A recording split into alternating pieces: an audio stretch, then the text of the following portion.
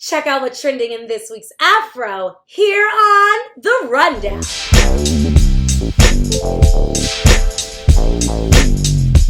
Welcome to The Rundown, sponsored by Be Inspired Global Media.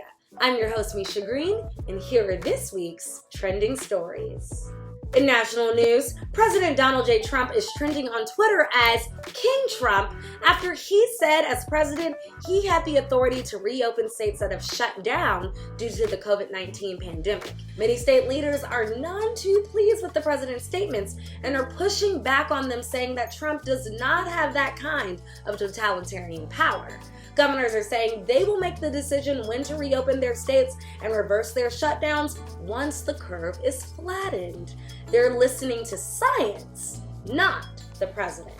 The number of COVID-19 cases and deaths are rising in the United States, with more than 592,000 cases and over 25,200 deaths.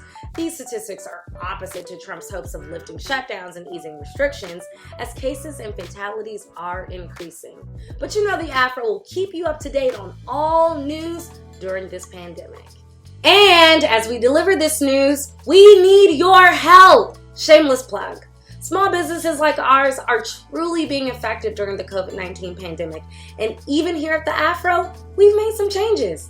However, what we won't change is delivering content for you. But one way you can support us in that effort is by donating to the AFRO American newspaper's COVID-19 Local News Fund through the Local Media Foundation. You can donate by visiting givebutter.com/theafro. Again, that's givebutter.com/theafro. And we thank you for your support. And not in COVID-19 news, last week we told you that Senator Bernie Sanders pulled out from the Democratic presidential candidate race, and this week he officially supported his once opponent, former Vice President Joe Biden.